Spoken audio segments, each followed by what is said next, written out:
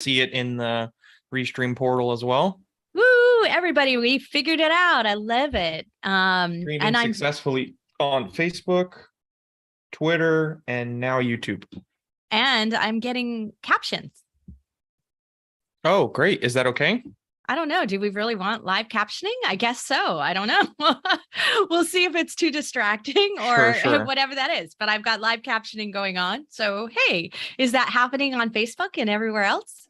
Can you see captioning? I can see it within Restream. Let's check Facebook. Yeah, it's happening on Facebook. Yeah. All right, let's leave it there. Let's see if you guys like it. So we are doing both Zoom and Restream at the same time, right at this moment right now. So if you are watching this on LinkedIn, on Facebook, or on YouTube Live, you cannot participate in the Q&A side of our coaching call. Only clients who are logged into the Zoom room, and that is because they're clients of Podetize. They're the ones who get to participate in the Q&A side of things. However, the live stream is going to help you get a sneak peek at what we're talking about internally here at the company, what we're sharing with all the Podetize clients. So it's giving you a sneak peek into what's happening, what's coming, and what's going on, our topic of the week.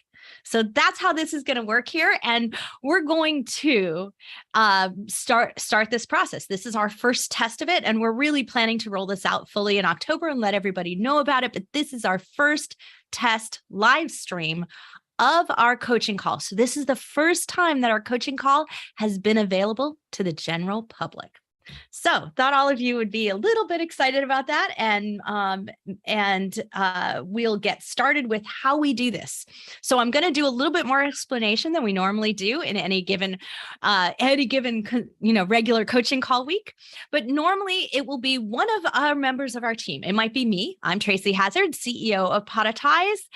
It might be Tom Hazzard, our CTO and my partner. It might be both of us. It might be Cody Hanafi, who is our business development person. And Cody is kind of our millennial tech expert, and he talks about tools and things sometimes.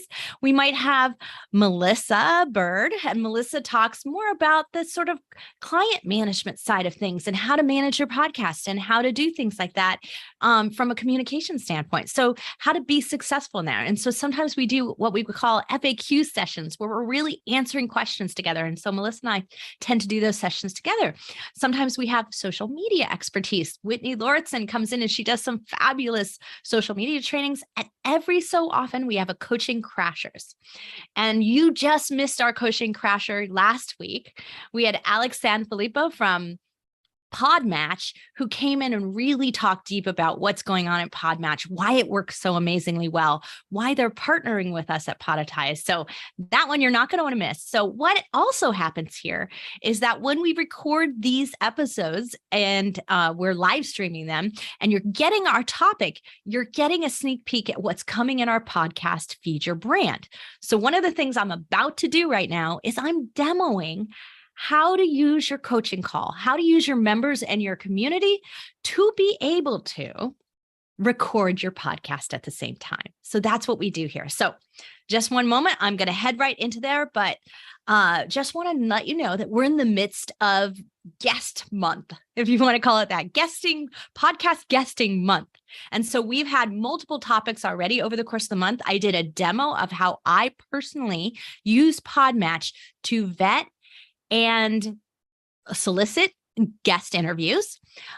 We had our interview with Alex Sanfilippo, and where he talked about what deep AI and how great Podmatch work. Today, we're going to talk about reusing podcast guest interviews.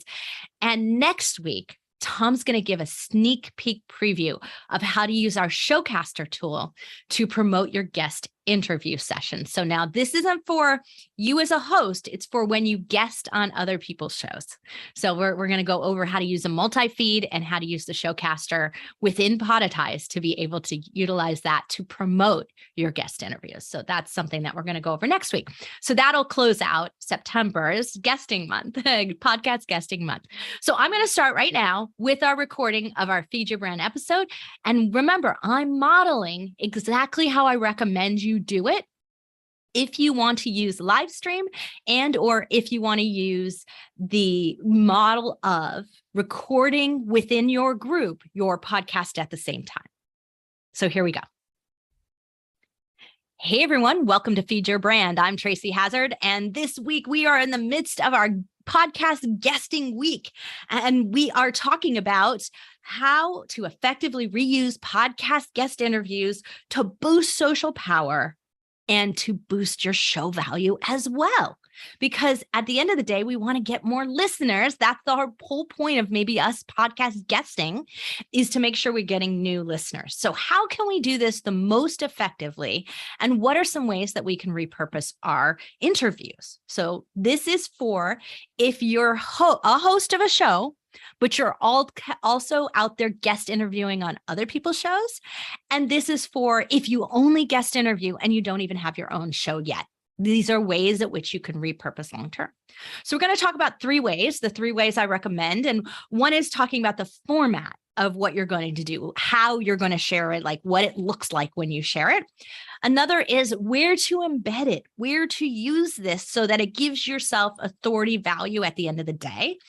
And then where to share so that you get more conversion, more listeners to your show, if that's what your goal is, more book sales, more whatever it is that you wanted to sell by your podcast guesting. So that's what we're going to talk about today. So let's talk format first. So when I'm guesting and I do a guest interview on someone's show, they typically send me an email and say, hey, your episode's live. Now, sometimes they're really great at giving me assets. And what by assets, I mean, they might give me a quote clip. They might give me a video clip. They might give me some things that I can use on social media to share out the episode. But I can tell you 9 times out of 10, when I guest interview, when I do an interview on someone else's show, they give me nothing but the link to the audio version of it. So maybe Apple Podcasts. Sometimes they'll give me their hosting company's link. All of that is a terrible selection and terrible choice. So I don't want to do any of that. I don't want to share Apple. I don't want to share Spotify.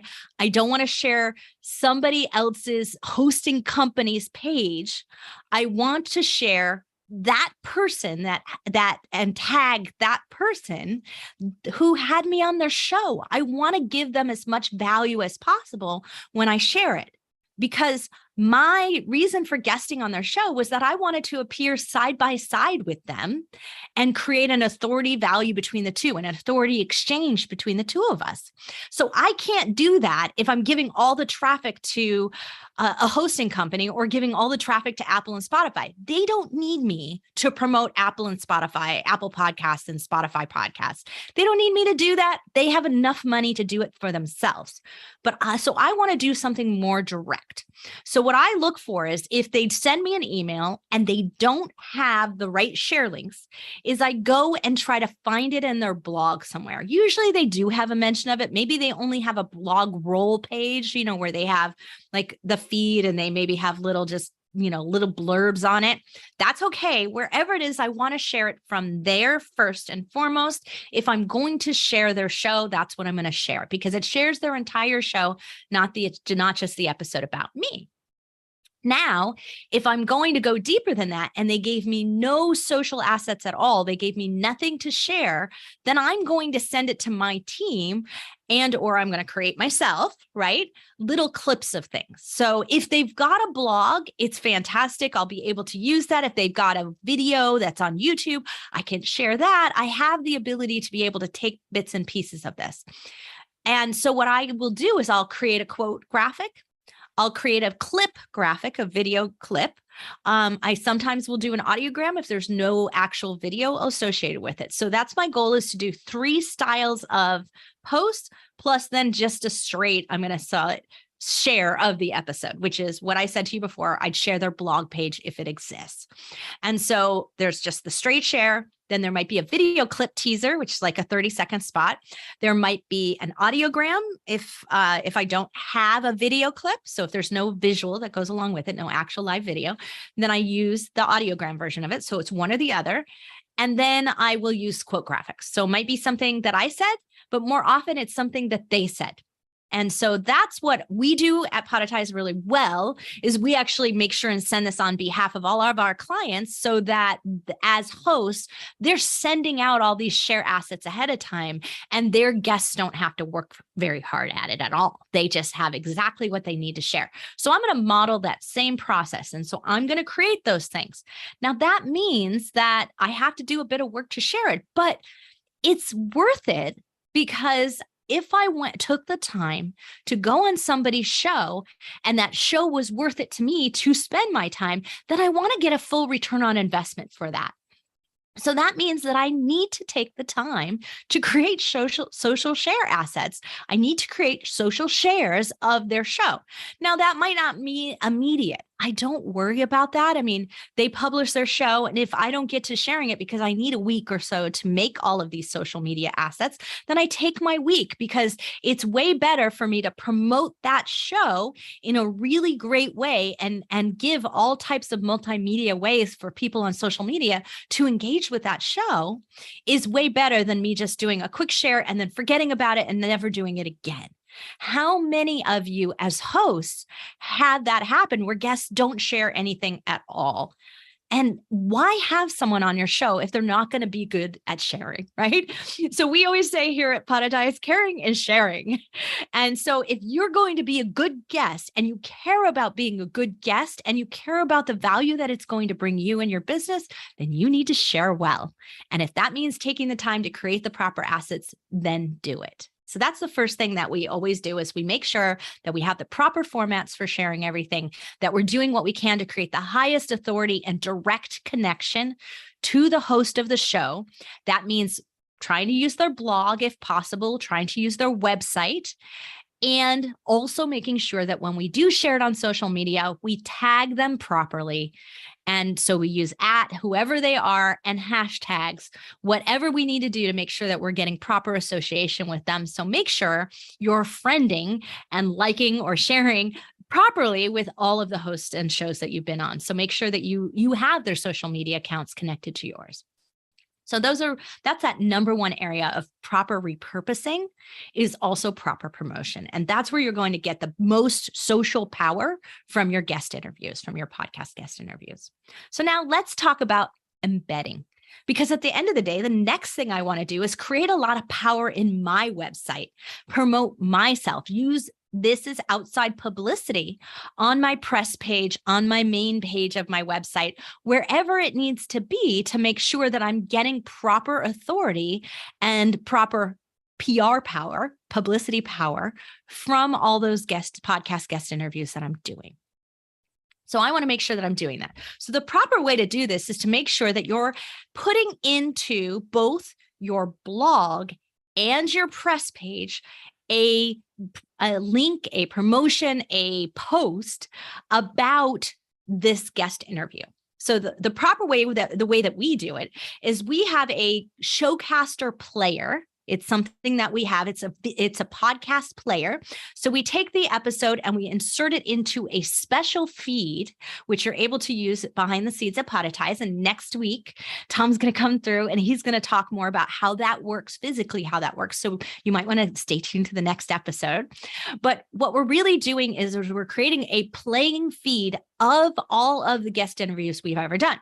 Now you can go check this out at tracyhazzard.com, and that's Hazzard with 2 Z's and there's no E, there's a Y, TRACYHAZZARD.com. You can go look at the press page, the About Me page, and you'll be able to see in the press section, because that whole website is really like a speaker website. You can kind of look at it as an example of that, but you'll be able to see how we use the Showcaster player in there under the tab called Getting Interviewed. And so it is all the places that I've interviewed.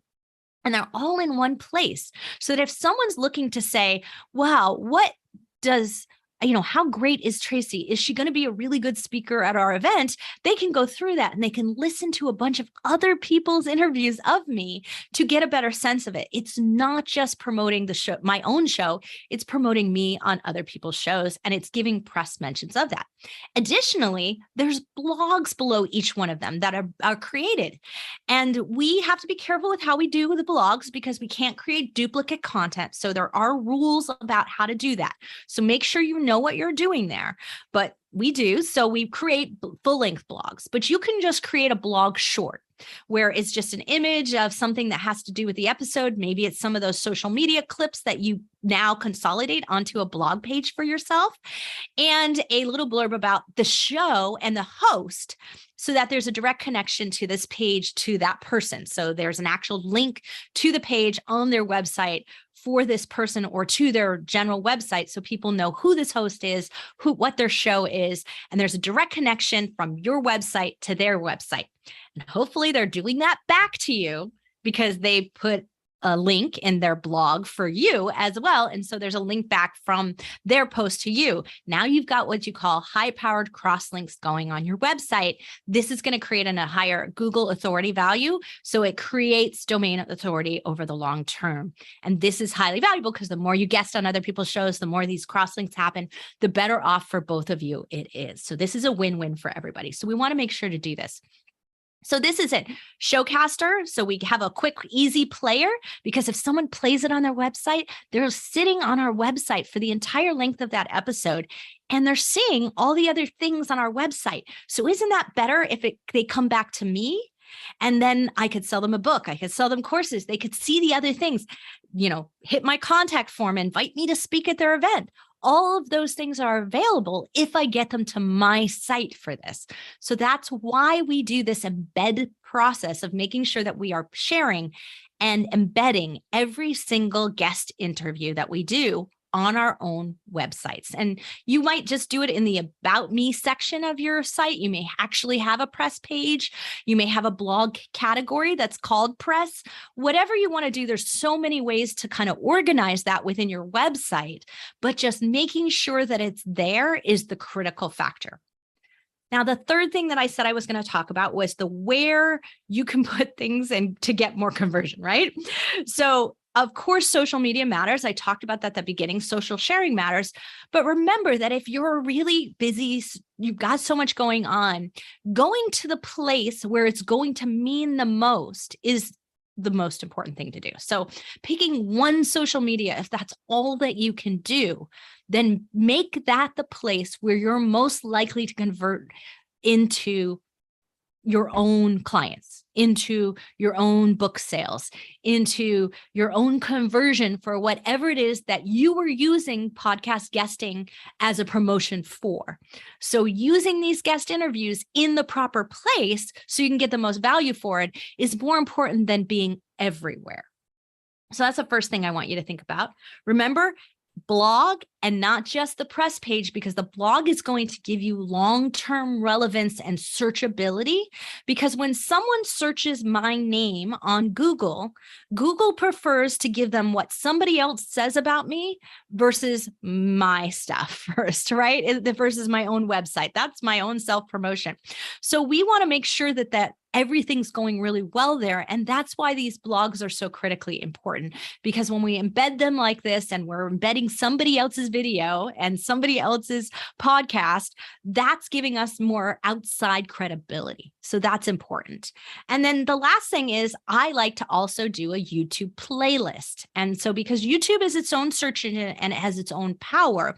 So if your interview was a video cast or done in video first, then there is a YouTube video existing of it, you can create a playlist within your own channel where you're essentially putting into that playlist videos from across YouTube. They do not have to be your own video for you to add it to a playlist. You can add it from anybody else's channel and just create a playlist. It's kind of like my favorites or something like that. So you can create a YouTube playlist of your getting interviewed. So if you go to YouTube, you type Tracy Hazzard getting interviewed, you'll actually get to my YouTube playlist. So you could type in Tracy Hazzard interviews and you'd probably still get there because of all the tagging and everything that's right there. So this is a great way for you to be able to use YouTube. And then you can also embed that playlist into your press page later if you want to get a little fancier, or put it in your homepage, wherever your about you kind of information is. That's a great place to put this playlist from YouTube. So if you don't want to do a audio player, you could do a video player like this, a video playlist. So YouTube is a fantastic other third place for you to get more conversion, more plays on it. So we just got some reports about how long content is relevant, and YouTube content lasts about 20 days or more as relevancy. So that means that it's searchable and it's going to come up very frequently within the first 20 days of it being posted. So this is something to keep and remember, that YouTube has longer term relevancy than, let's say, Twitter, which lasts about 15 minutes. So making sure that you're doing that YouTube playlist is a great idea. So this is how we effectively reuse podcast guest interviews to boost our social power and to really get value in who we are, who our show is, if that's what we're trying to promote, our books are, creating a higher authority level. So I hope this helps you figure out what to do with all those guest interviews. And remember, it's never too late to repurpose and reuse. Even if it was an interview from a year ago, go ahead and do this, because it's new to YouTube. It's new to a YouTube playlist. It's new to your website. It's new to Google. And that's what's really going to matter. It's new to the new people who are finding you, who might want to invite you to speak, who might want to invite you to guest on their show, who might want to hire you, buy your books, buy your course, whatever that is. It's new to them. So reusing these things now, it's never too late to do that. So thanks everyone for listening. I'm Tracy Hazzard, and I'll be back not next week, but probably the week after. But next week, we will have more on how to create showcasters and separated feeds, the nitty gritty of how that works, and demos from my partner, Tom, on how to do this so that you can create these wonderful website embeds. Thanks everyone for listening. We'll be back next time with another Feed Your Brand. There you go, everybody. That's the model of how you record within a podcast. So within a podcast, within your membership group, I should say, that's how you do it. If within your own coaching calls, wouldn't it be great if you could do this and just save yourself time? And I don't know about you, but if you have trouble showing up to your own appointments you make with yourself to record your podcast, doing it in front of live stream group is a great way to force yourself to show up, right? It makes you be there for them. It gives a greater energy to it, right? Wasn't there a lot of energy in that? This is a really great and simple idea to keep holding yourself accountable, to keep creating content week after week. Okay. Ready to take any questions? And Tom's popping in for the Q&A side of things. Tom, what'd you think? Your hair looks great, by the way. Tom got a haircut today. Yeah, it's a great haircut. Yeah. Oh, I can't. You're not on. I think your mic is off. Yes. There it Swing the is. mic in front of your mouth would be very helpful. So no, definitely that was fantastic. I'm glad we're doing this now, streaming to more places. We have more customers wanting to do the same thing. So we have to be really good examples of that, and we need to understand the ins and outs of it. So that was awesome. Right. So here's the thing. If you guys, and maybe Cody, you can start typing into the chat for us all the channels that we're on so that they friend us in those places for social media. So both in, see if you can move it around. I don't know when we type it in and Restream, does it automatically type into the chats and all the other places? Let's test that out. What I'm noticing is there's a couple places like LinkedIn and Facebook, they're groups, they're protected. So I can't comment back, but I can see the comments flooding through. Okay. I've looked at a workaround for Restream. You would just need to ask your Facebook group to accept a Restream URL link to be able to get access to receive chats back and everything. But I have to do a lot more research on that to get that. But right now we're locked out of Facebook to reply, but we can see all of those chats. Okay, awesome. So we can reply here. And what I'd love to do is be able to just automatically add anything we need to add. But we're going live on Twitter. So our Twitter handle is @HasDesign because it's that old. Wow, we do also have that's old. @Podetize, but we don't really use it. So I've got to reconnect it and do something different. But for right now, we're posting in mine and Tom's joint Twitter account, which is @HasDesign. So we're actually live on Twitter. And so that's one place you can find us. So if you're a Twitter user, then go right ahead and Lucy's making herself known. You can go right ahead and like us there and get notified when we go live every week. So you could watch it from Twitter. So that's one place. We are also live on LinkedIn. And what's going to happen is LinkedIn works a little differently with Restream. So I want to share this with you. LinkedIn only allows one place for you to go live in LinkedIn. Like in Facebook, I think you can do a group and a page, or you can do a group in your personal. Like there's you can do a couple of things with Facebook, but you can't do that with LinkedIn. So if I go live in my profile, we can't go live in Tom's profile at the same time, and we can't go live into any groups. It doesn't allow any groups, and it only allows us to do either the page or our profile. So the Podetize page would be the other place we could go live. So we could choose to do that.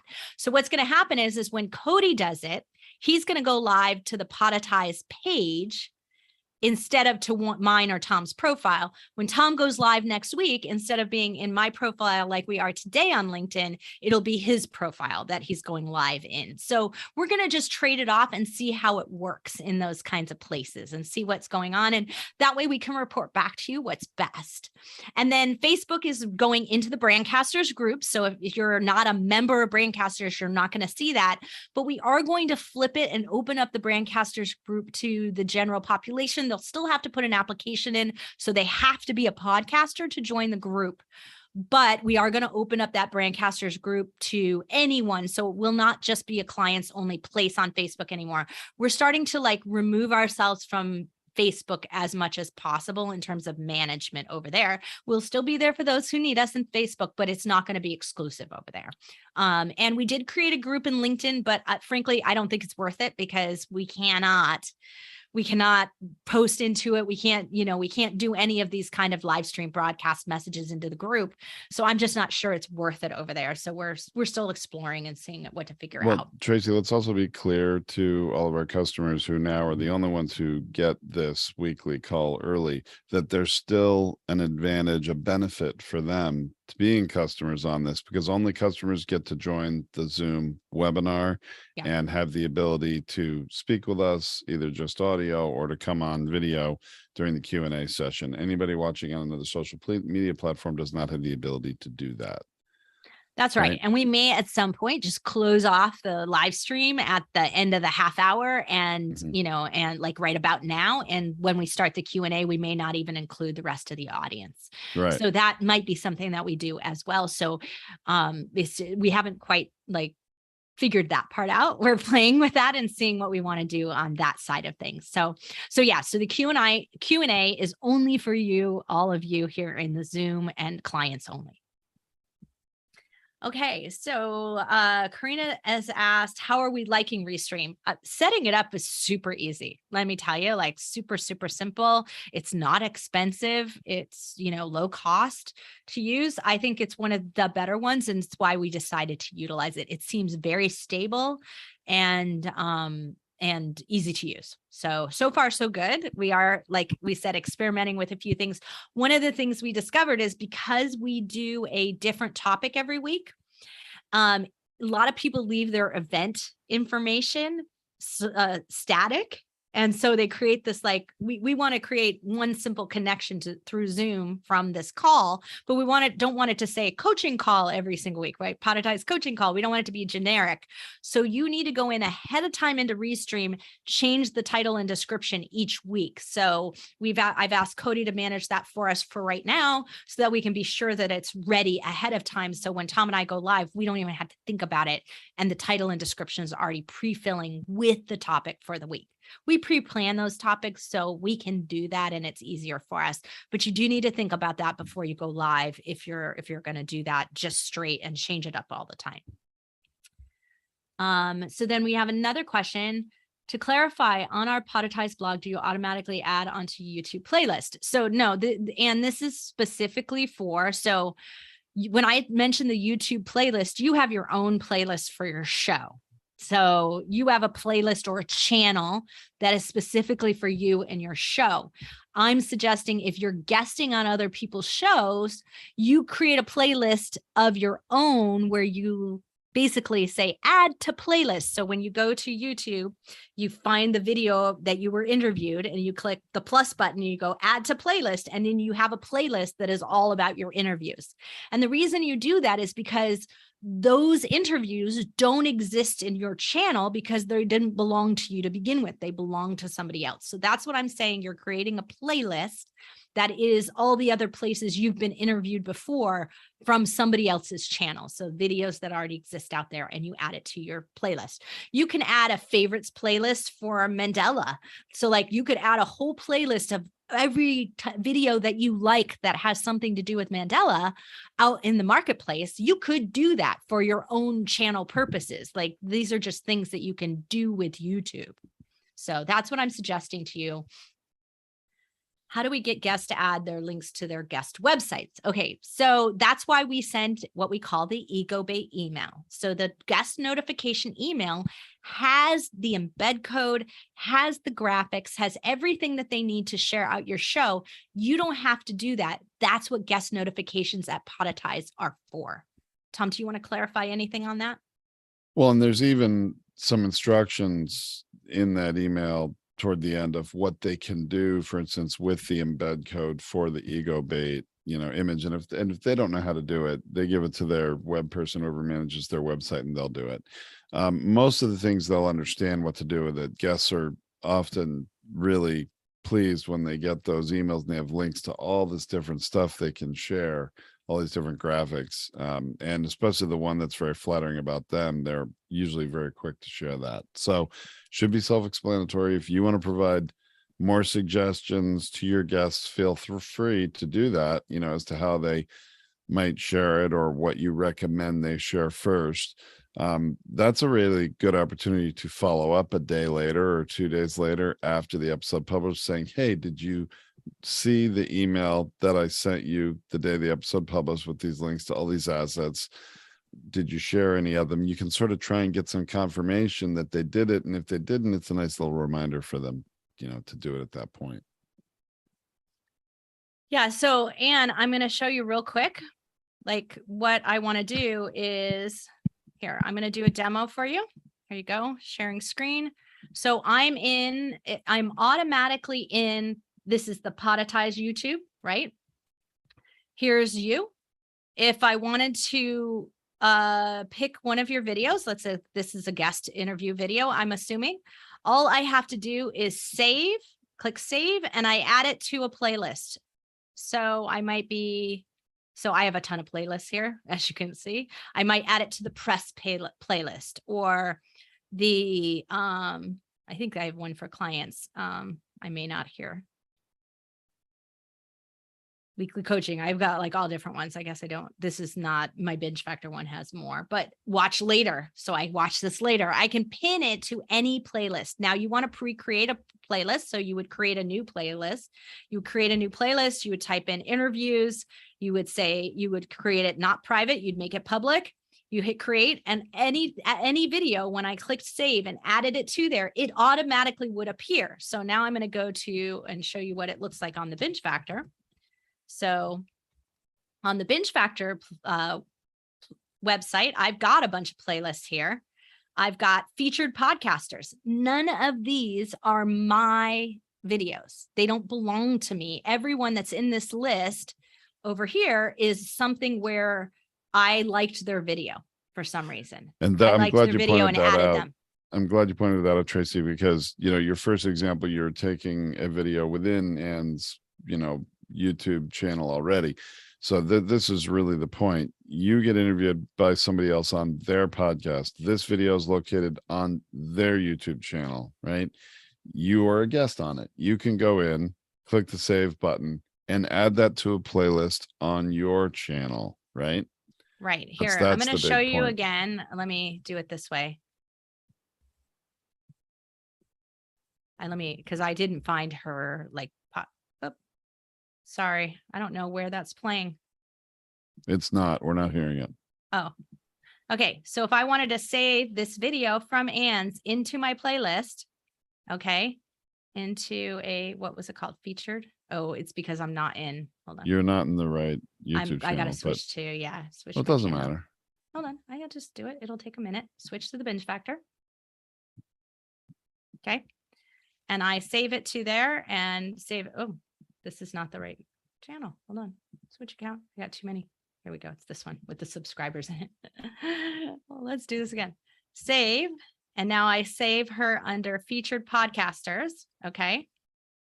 And it's automatically going to do it. You just shut it. You don't have to save anything. So it's done. Added to featured podcasters. Now, if I go back to my channel here and I go back to this playlist and I go back to where'd the featured podcasters go?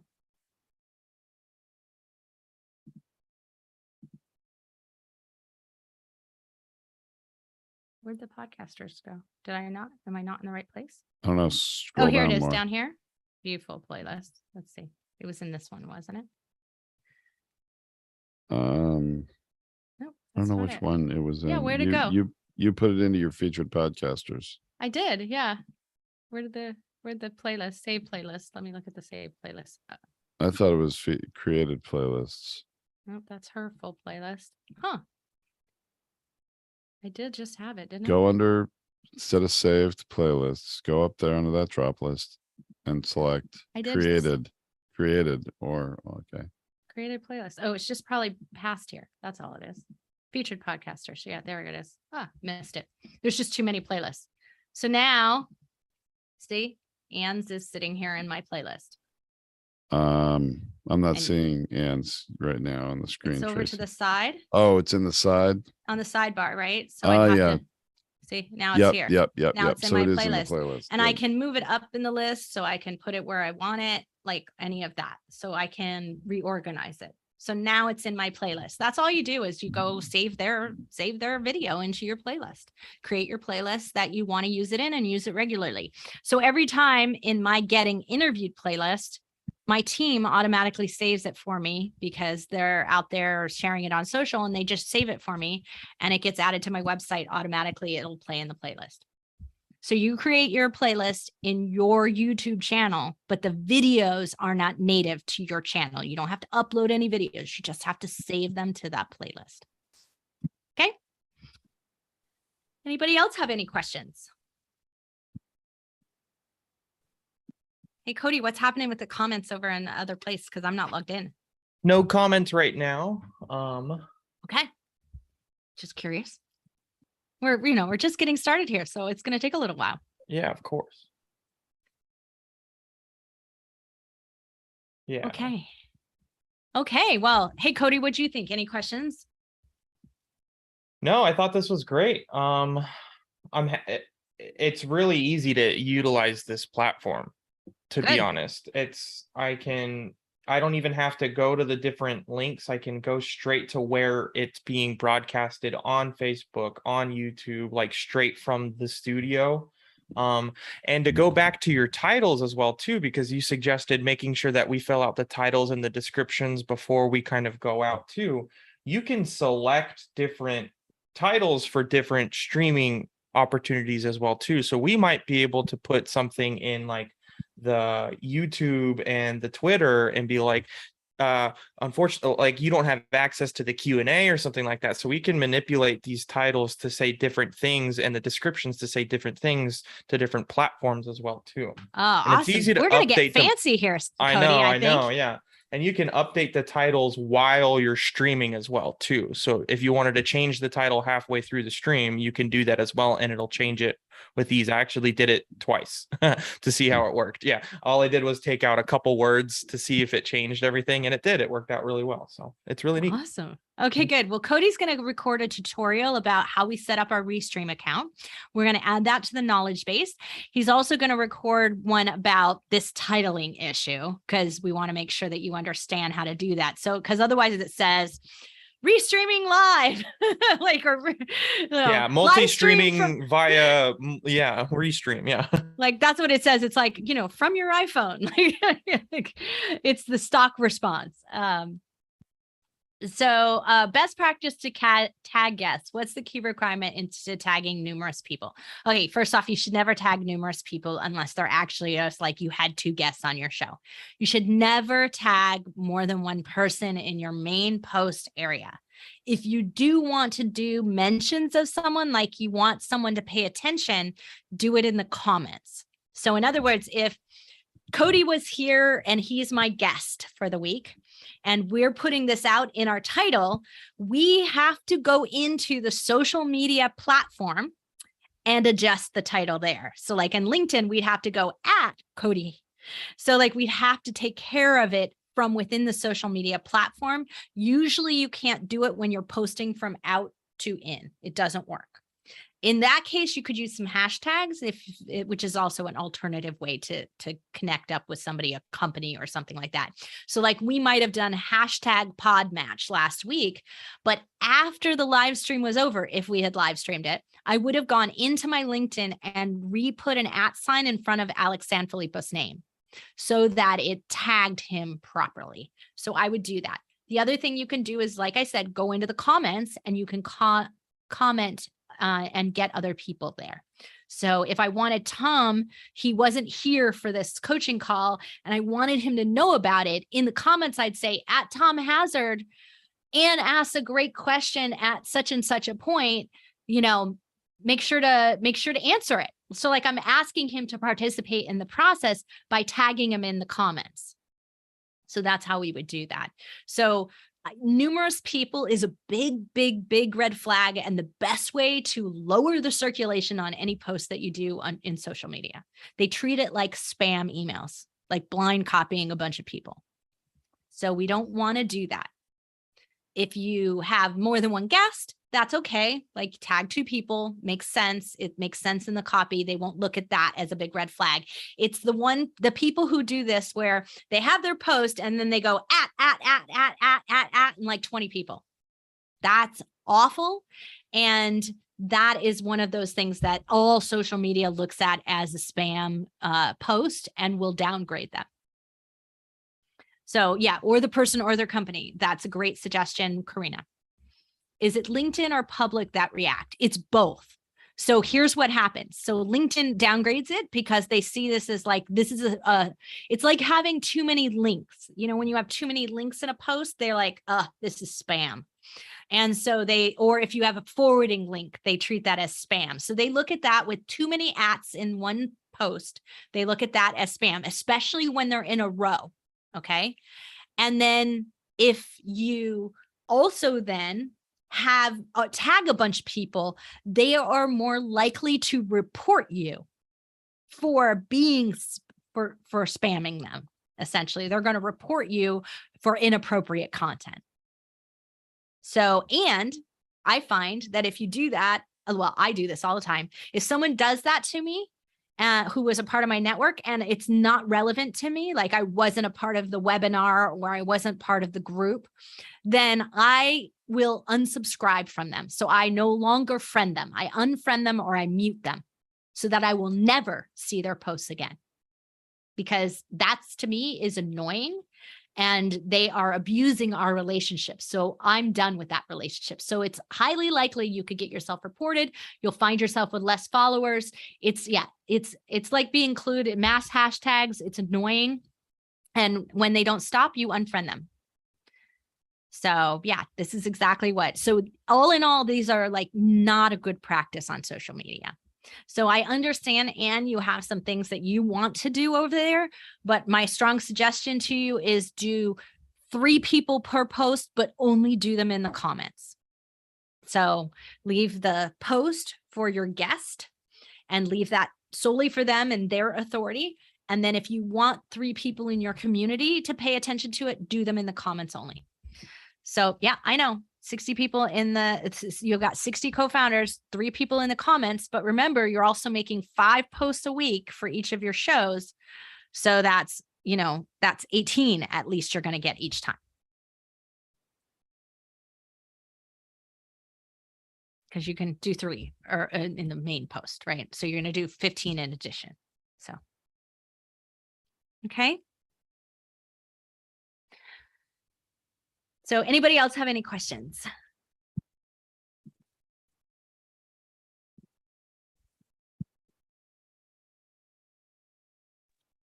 None on the other social platforms currently. Awesome. Okay, good.